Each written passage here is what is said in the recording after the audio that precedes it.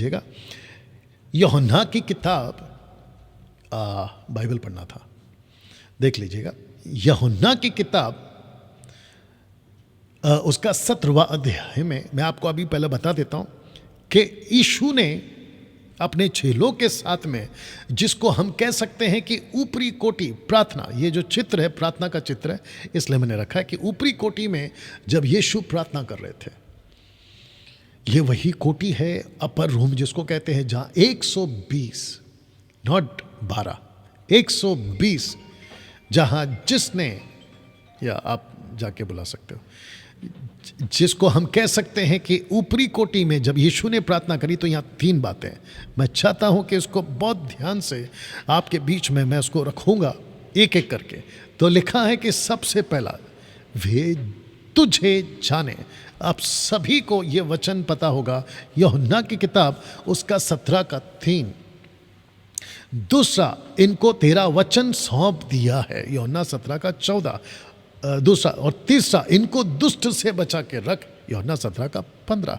तो ऐसे 3 शब्द या 3 बातें जिसके ऊपर हम यहाँ पर देख सकते हैं कि यीशु की प्रार्थना में ये 3 शब्द या 3 बातों पे जोर आपको जो है देखने को मिलेगा। तो सबसे पहले मैं चाहता हूँ कि जो सलोमी बाइबल पढ़ती हैं उसको थोड़ा सा वक्त लगेगा, तब तक मैं आपके लिए पढ़ देता हूँ जो कि लिखा है यूहन्ना की किताब उसका 17वां अध्याय और वचन 3। अगर आपके पास में बाइबल है, तो मैंने क्या कहा था शुरू में, ये स्टडी है, तो उसके हिसाब से आपको चलना होगा। और मुझे बेहद खुशी है कि ये टॉपिक परमेश्वर ने मुझको और आपको सिखाने के लिए दिया है।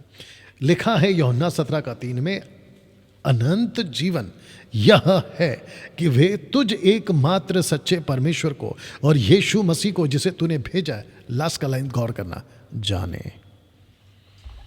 या लिखा है कि ये तुझे जाने।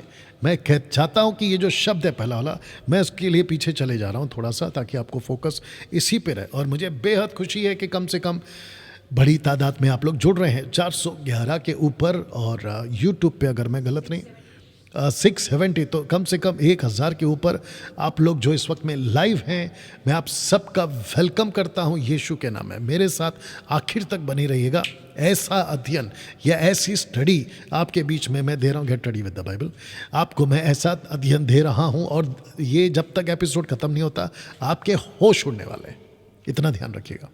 क्योंकि जो तरीके से परमेश्वर की आत्मा ने मुझे इस विषय पे, जिसको कहते हैं ट्रायून गॉड, त्रिएक परमेश्वर, जो कंटेन या मसाला, आत्मिक मसाला आपकी खुराक के लिए, आपके रूह की खुराक के लिए जो दिया है, वो आपको मज़ा आ जाएगा, मज़ा आ जाएगा। तो मैं चाहता हूँ कि सलोमी आ चुकी है, और जो अभी आपके लिए वचन को पढ़ेंगे, जो कि मैंने आपको पढ़वा दिया है, यूहन्ना की किताब उसका 17 का 3, जो कि कहता है कि अनंत जीवन यह है कि वे तुझ एकमात्र सच्चे परमेश्वर को और यीशु मसीह को जिसे तूने भेजा है, जाने। तुझे जाने। या तो जिसके चलते दोस्तों ऐसी प्रार्थना यीशु ने क्यों की, बहुत ध्यान दीजिएगा। लिखा है अनंत जीवन ये कि वे तुझे जाने। Methodist, Catholic, Protestant, Baptist, charismatic, Pentecostal, ये वाले वो वाले, ऐसे वाले वैसे वाले, पैसे वाले, अब जो भी हैं देश और विदेश से, आप अगर खुद को क्रिश्चियन कहते हैं, बहुत बड़ी बात बोलने जा रहा हूं, जो खुद को क्रिश्चियन कहते हैं, आप चर्च को तो जान गए, पास्टर को जान गए, चर्च के रास्ते को जान गए कि कैसे जाते हैं, आप सब कुछ जान गए, लेकिन जिस परमेश्वर को जानना है, अगर उसको नहीं जाना, मसीह बनना बेकार, आपका मसीह बनना बेकार। तो जिसके चलते मैं चाहता हूं कि दूसरा वचन यूहन्ना 17 का 14, यानी कि उसी का 14, 17 का 14, ये दूसरी बात या दूसरा टॉपिक जो परमेश्वर यीशु ने प्रार्थना करी, उनको तेरा वचन सौंप दिया। आइए सुनते कैसे। जी, मैंने तेरा वचन उन्हें पहुंचा दिया है। वापस से पढ़ो, शुरू से पढ़ो। जी, मैंने तेरा वचन उन्हें पहुंचा दिया है। हाँ। और संसार ने उनसे बैर किया, क्योंकि जैसा मैं संसार का नहीं, वैसे ही वे भी संसार के नहीं। बस, तो इसको कहते हैं कि मैंने तेरा वचन उनको पहुंचा दिया। लिखा है उनको तेरा वचन सौंप दिया। प्रश्न है क्यों? जिसके पास में अनंत काल का परमेश्वर, जिसको कहते हैं, सब ठीक है, आवाज ठीक है, जिसको कहते हैं कि जिसके पास में अनंत काल का परमेश्वर, अनादि काल का परमेश्वर, सनातन परमेश्वर, हमेशा वाला परमेश्वर, ना कभी पैदा हुआ था ना कभी मरेगा, जो था, जो है और जो रहेगा। अगर उस परमेश्वर को समझना है तो यीशु कहता है कि मैंने तेरा वचन उन्हें पहुंचा दिया। ये वाला बहुत ध्यान सुनना होगा, समझना होगा। इसके बगैर आप परमेश्वर को कभी नहीं समझ पाओगे। मुझे ताज्जुब है, मैं उनके ऊपर सॉरी फील करता हूं, उनको मैं बेचारे जैसा देखता हूं। बेचारा समझते ना, हाँ, गरीब बेचारा जैसा, जो बाइबल को रख कर बाइबल नहीं पढ़ते, बाइबल को रख कर बाइबल नहीं पढ़ते। ये तो ऐसा हो गया कि डॉक्टर ने पूछा, भाई तुम तो दिन प्रतिदिन बीमार बीमार बीमार बीमार, कमज़ोर कमज़ोर कमज़ोर होते जा रहे हो, और तुम्हारी हालत तो ऐसी है कि तुम कल परसों मर भी जाओगे। क्या वजह है? क्या तुम खाना नहीं खाते? क्या तुम्हारे पास खाना नहीं है? आदमी डॉक्टर को कहता है कि डॉक्टर साहब पूरे घर के अंदर खाना ही खाना है, राशन ही राशन है, बस दिक्कत यह है कि मैं उसको खाता नहीं हूँ। इसको कहते हैं कि आपके पास में परमेश्वर का वचन है, food, the bread of life, वचन, रोटी आपके पास है, लेकिन आप उसको खा नहीं रहे। इसलिए मैंने कहा कि मैं आपके लिए बेचारा फील करता हूँ, सॉरी फील करता हूँ कि तुम्हारी क्या हालत है। तो जिसके चलते मैं आपको बता दूँ, तेरा वचन मैंने सौंप दिया है। तो यीशु ने अपना वचन उनको सौंपा है। अब जानना चाहते तीसरा क्या है, उसी का नेक्स्ट वर्स पढ़िए, यानी कि 15 लिखा है कि अब क्योंकि वो तुझे जान गए हैं, अब क्योंकि तेरा वचन उनको मिल चुका है, अब दुष्ट लूसीफर उनके पीछे पड़ गया है। पढ़िए। मैं यह विनती नहीं करता कि तू उन्हें जगत से उठा ले, जी। परंतु यह कि तू उन्हें उस दुष्ट से बचाए रख। आपको माइक में बोलना है, जो मैं पूछूंगा। क्या लिखा है? किससे बचा के रख? दुष्ट, या टक करके आना है और सटीक आना है, ठीक है ना? ये दुष्ट कौन है? जितने लोग अभी देख रहे हैं, और मैं इनको भी पूछूंगा, सलोमी को भी पूछूंगा कि ये दुष्ट कौन है आपके हिसाब से? ये दुष्ट कौन है? ओके, मैं जानता हूं कि आपने अपने अपने तरीके से टाइप करके बता दिया होगा ये दुष्ट कौन है। ओके, देखिए, वो व्यक्ति जो पहला पॉइंट है, तुझे जाने, यानी कि परमेश्वर को। दूसरा, तेरा वचन उनके पास पहुंच चुका है। तो पहला है परमेश्वर को जान गए, दूसरा है वचन पहुंच चुका है। और जब ये हो रहा है तो यीशु प्रार्थना करता है कि इन्हें दुष्ट से बचा के रख। और इसका कनेक्शन मैं आपको दे देता हूं, और मैं चाहता हूं कि आप जल्दी से पढ़ें, क्योंकि ये स्टडी है। और मैंने आपको क्या कहा था, मैं बहुत ठहराव के साथ जाऊंगा ताकि एक एक बात आपको समझ में आए। 2 कुरिन्थियों 11वां अध्याय वचन 3। ओके, काम करो, 2 से पढ़ो। 2 कुरिन्थियों 11 का 2 से। 2 Corinthians chapter 11 verse from 2। और जितने देख रहे हैं, मैं रिक्वेस्ट करता हूं कि खूब शेयर करें, अभी से करें। या जिसने लिखा है लूसीफर, बिल्कुल सही जवाब, Prakash Bohra, Lucifer, very good answer जी। क्योंकि मैं तुम्हारे विषय में ईश्वरीय धुन लगाए रहता हूँ, हाँ। इसलिए कि मैंने एक ही पुरुष से तुम्हारी बात लगाई है, एक ही पुरुष से तुम्हारी बात लगाई है कि तुम्हें पवित्र कुंवारी के समान मसीह को सौंप दूं। आगे, परंतु मैं डरता हूँ, मैं डरता हूं।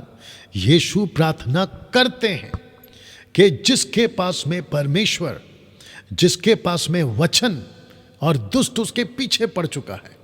परमेश्वर, यीशु प्रार्थना करते अपने पिता परमेश्वर से, मैं प्रार्थना करता हूं कि तू इनको बचा के रख। मैं भी यही कहूंगा, आपको परमेश्वर की पहचान हो गई है, आपको वचन मिल चुका है, अब आपको खुद को संभालना है। ये दुष्ट कौन है? वचन 3 पढ़िए जी।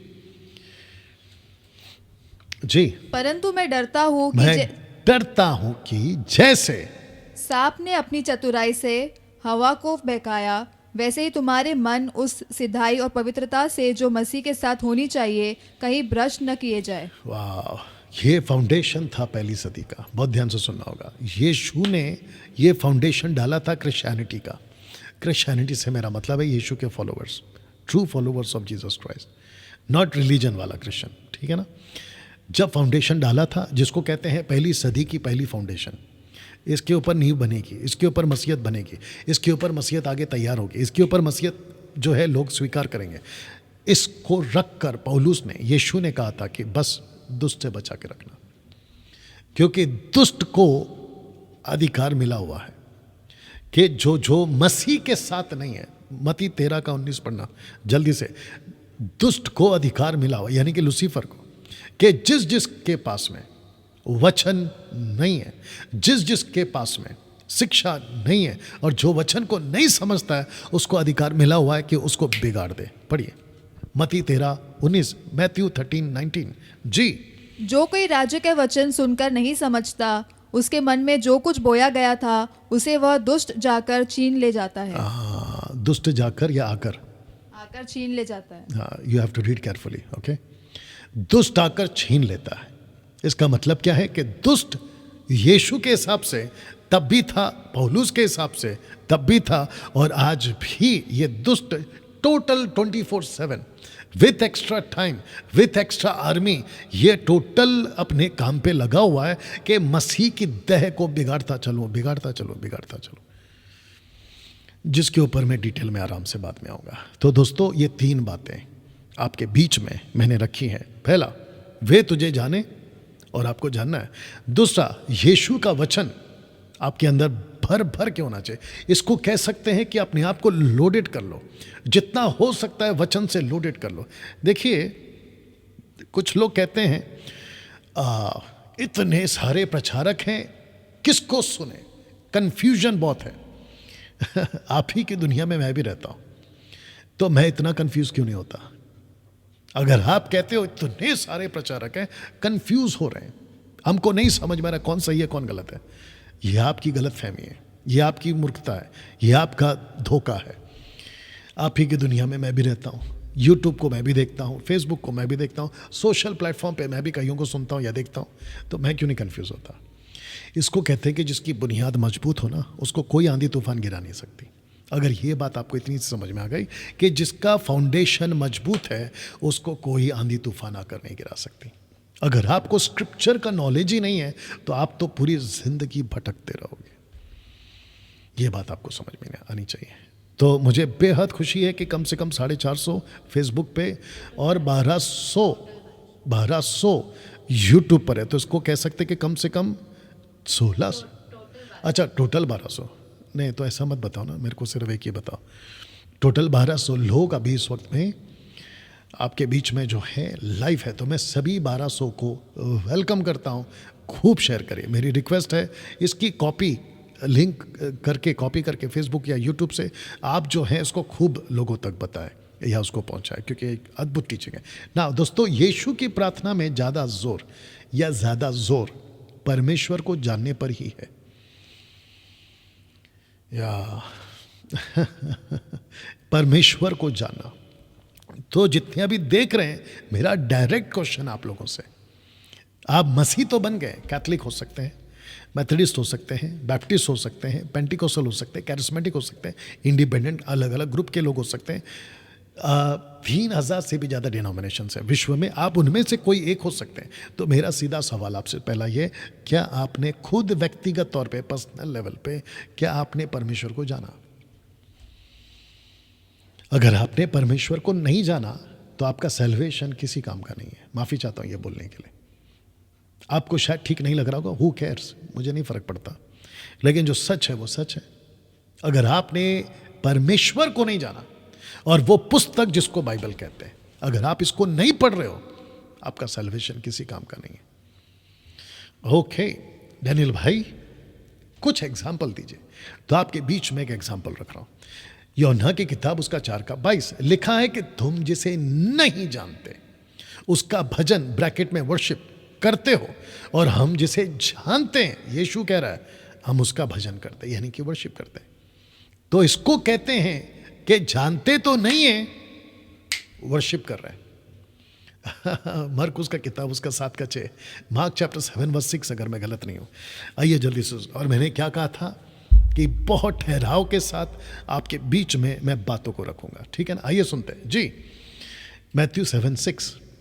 उसने उनसे कहा, यशायाह ने तुम कपटियों के विषय में बहुत ठीक आइसाया, यशाया, जो कि यीशु के पहले 600 साल पहले ये प्रोफेसी करी थी, वो कहता है कि यशाया ने, यीशु जी कहते हैं तुम कपटियों के बारे में, हिपोक्रेट्स के बारे में बिल्कुल सही कहा है। आइए सुनते क्या कहा है।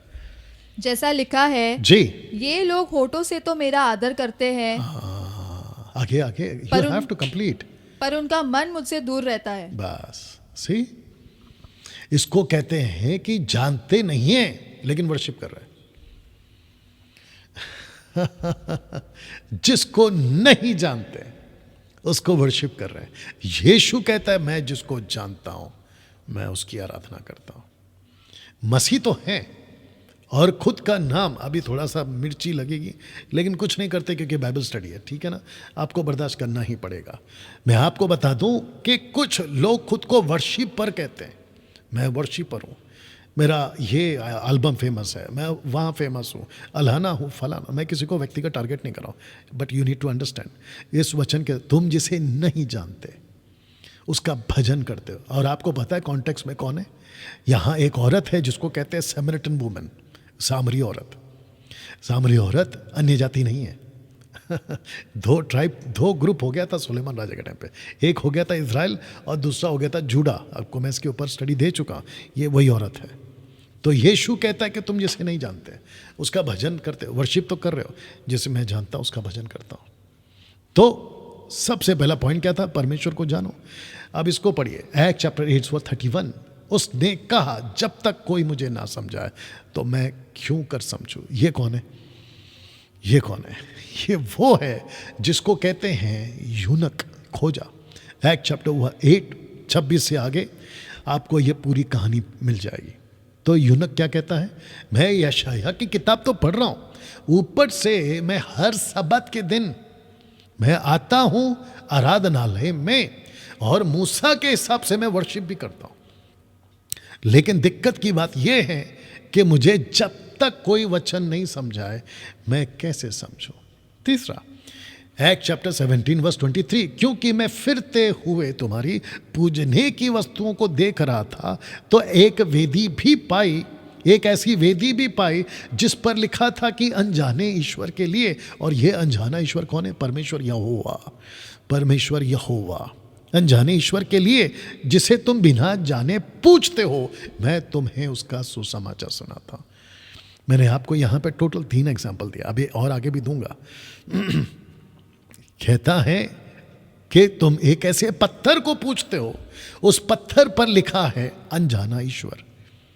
तुम सदियों से पूछ रहे हो, तुम बरसों से पूछ रहे हो, तुम्हारी एक पीढ़ी खत्म हो गई, अगली पीढ़ी को भी तुमने यही सिखाया कि जितने भी बाकी उस क्षेत्र की बात कर रहा हूं, एथेन की बात कर रहा हूं, जहां पे मोदी जी अभी बीच में जाके आए, एथेन आपको याद होगा, है ना, आपने न्यूज़ में भी देखा होगा। वहां जितने भी गॉडिस्ट, बहुत सारे ईश्वर, उनके बीच में एक पत्थर था और वो पत्थर पर लिखा था अनजाने ईश्वर के लिए। तो वहां के जो लोग थे वो वर्शिप तो कर रहे थे लेकिन परमेश्वर को नहीं जान रहे थे। मैं इसको ऐसा कहना चाहूंगा, आज पास्टर तो बन गए हैं लेकिन परमेश्वर को ही नहीं जान रहे।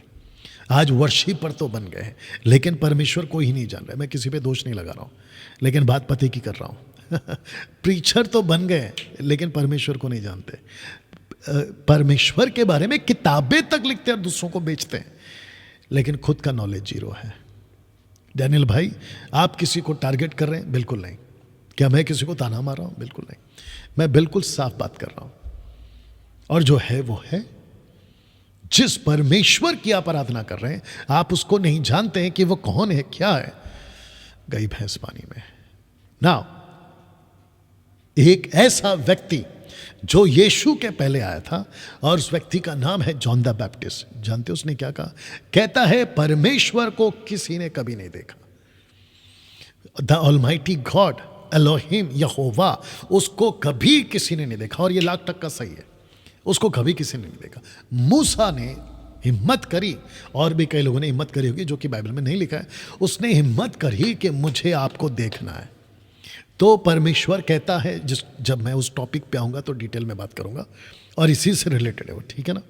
कहता है कि तू देखेगा तो मर जाएगा मुझे, बस मैं चट्टान के दायरे में खड़ा रहूंगा, तू मेरी पीठ को देख पाएगा। That's it. तो ये बात सच है कि परमेश्वर को किसी ने नहीं देखा, लेकिन जो नीचे की लाइन है ना उसको पढ़ो। कहता है एक लौता पुत्र, यानी यीशु, एक लौता पुत्र जो पिता की गोद में है, उसी ने उसे प्रकट किया है। अब इसका कनेक्शन आपको देने जा रहा हूं। यीशु का एक चेला था साहब, उसका नाम था फिलिप। आइए पढ़ते क्या लिखा है। और यह बात तब हो रही थी, आपको पता है, the book of John chapter 14, और उसके पहले ऊपर यानी कि 6 और 7 में उसने कहा मैं ही मार्ग हूं, मैं ही सत्य हूं, मैं ही जीवन हूं। ऐसे करते करते जब यीशु ने पिता की बात करी तो फिलिपुस ने उससे कहा, हे प्रभु, पिता को हमें दिखा दे, यही हमारे लिए बहुत है। ओ किसको दिखा दे? पिता को दिखा दे, यही हमारे लिए बहुत है। वचन 9, यीशु ने उससे कहा, हे फिलिपुस, मैं इतने दिन से तुम्हारे साथ हूं और क्या तू मुझे नहीं जानता? जिसने मुझे देखा है उसने पिता को देखा है। तो तू क्यों कहता है कि पिता को हमें दिखा?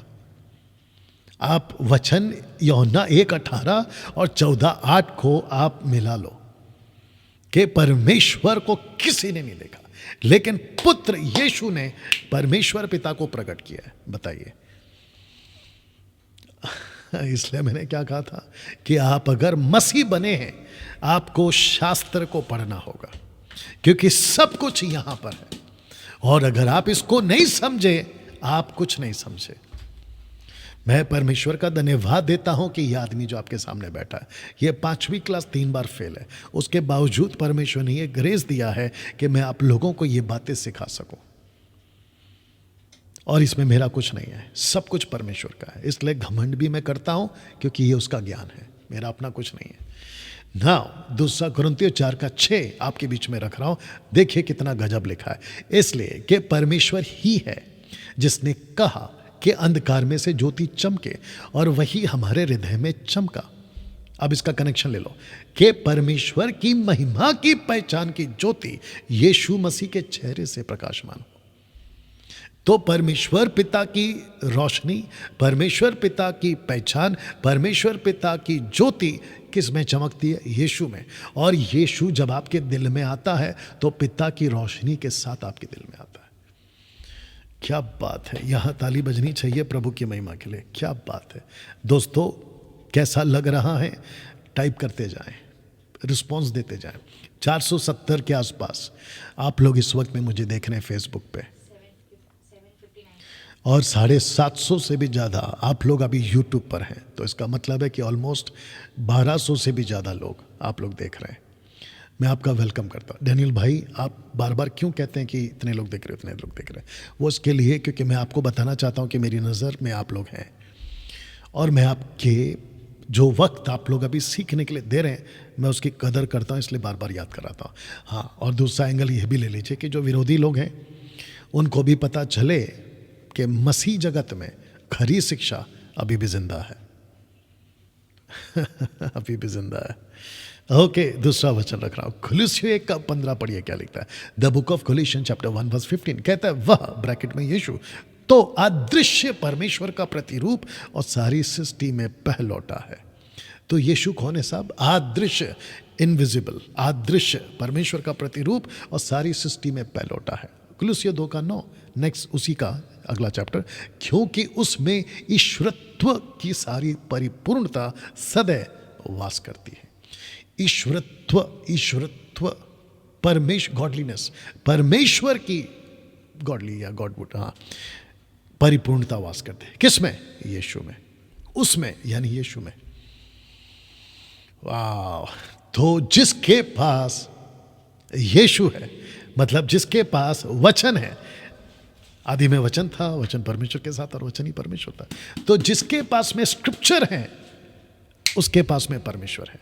जिसके पास में परमेश्वर है, यीशु है, उसके पास में उसकी पहचान है। ये कनेक्शन देना चाहता हूं। जो परमेश्वर को पहचान गया, बहुत ध्यान से सुनना, बड़ी बात बोलने जा रहा हूं। जो परमेश्वर को पहचान गया, लूसीफर डायरेक्ट भी आकर 2 सिंगों के साथ, जो कि नहीं है उसको, उसके बावजूद आपको नहीं फंसा पाएगा। तो 21वीं सदी की मसीहत, खास करके 20-30 साल से जो मसीहत के अंदर आ चुके हैं, माफ़ी चाहता हूं जो मैं शब्द बोल रहा हूं, आप लोग कुछ प्रचारकों की वजह से बहुत सुस्त हो गए हैं आप लोग, क्योंकि कुछ प्रचारकों ने, खास करके मोटिवेशनल, प्रॉस्पेरिटी, ब्लेसिंग टाइप के प्रचारकों ने आप लोगों को है ना सुस्त बना दिया है और आप लोगों को ऐसा धोखा दे के रखा हुआ है, आपको धोखे में रखा है कि परमेश्वर आपसे बहुत प्यार करता है, आप चाहे कितना भी पाप करो। विचित्र विचित्र लोग आजकल आ रहे हैं, उसके ऊपर अलग से वीडियो बनाऊंगा। कहते हैं कि तुम कितना भी पाप करो फिर भी परमेश्वर आपके साथ है। ये बिल्कुल गलत टीचिंग है। नंबर 1, कहते हैं परमेश्वर इतना प्यार करता है कि आप बिल्कुल रिलैक्स रहो, खुश रहो। बकवास की टीचिंग है ये। लेकिन सच क्या है? परमेश्वर को आपको पहचानना है। अगर आपने परमेश्वर को नहीं पहचाना, दिक्कत हो जाएगी।